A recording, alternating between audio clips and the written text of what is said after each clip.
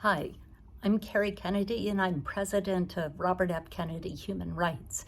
And I want to add my voice to all those voices that are speaking out on the need for smart gun control in our country. One of my first memories is when I was 4 years old and my uncle Jack, President Kennedy, was gunned down by a man with a gun. In the next 4 years, by the time I was 8, we had lost President Kennedy, Malcolm X, Medgar Evers, Martin Luther King, and my own father, Robert M. Kennedy. I remember when Martin Luther King died, my father saying that nothing has ever been won. No good change has ever happened by the gunning down of another human being. And he said, what we need in this country is not violence and lawlessness, but a sense of justice towards those who are still suffering in our country, whether they be Black or they be white, and a sense of love and compassion and peace.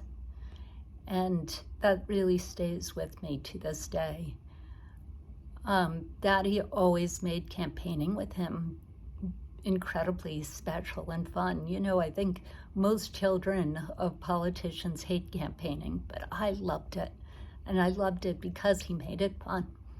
And that June of 1968, along with a handful of siblings, there are 11 of us in all, but about a handful of us went out to California for the all-important California primary to campaign with Daddy. And where did he take us? Disneyland. I remember riding, just loving all those rides. And I remember this one ride that had a rocket ship on it, and going on that rocket ship with my brothers, Chris and Max, with Daddy, and with John Glenn. Can you imagine that?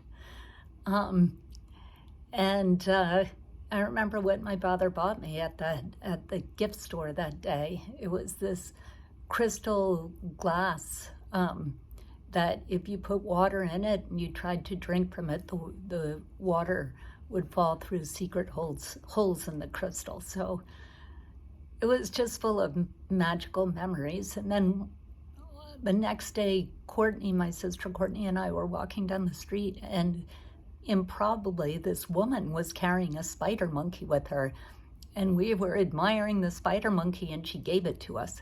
So these sort of crazy things were happening.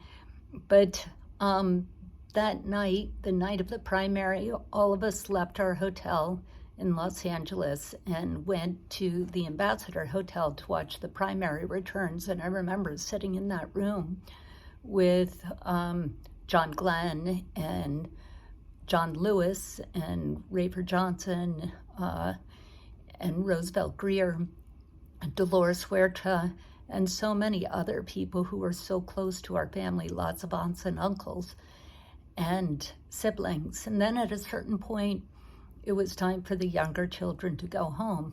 We had jet lag. We had come from Washington, D.C. So I went home and I went to sleep. And the next morning I woke up very, very early because I was still on East Coast time.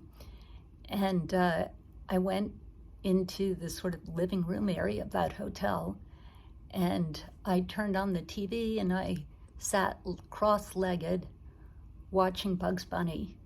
And that's when I learned that my father had been shot. And then all of us, my brothers and sisters and I, got on a plane. We flew back home to Virginia.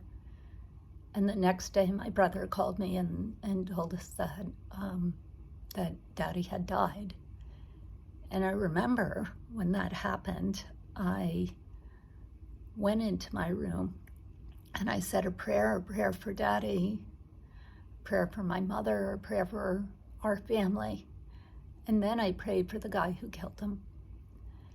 And I said, please, God, don't let anything happen to that man. Don't let anyone kill him. because I didn't want any other family to go through what our family was going through. And I wanted there to be peace in the world. And you know, that was the instinct of an 8-year-old girl. But now, many, many decades later, it's still what I believe. We've got to stop the killing. We've got to stop this gun violence. And the only way to do that is by stopping the guns. So I hope you'll join with us. I hope we can get this legislation through, and I hope we can stop the violence in our country. Thank you.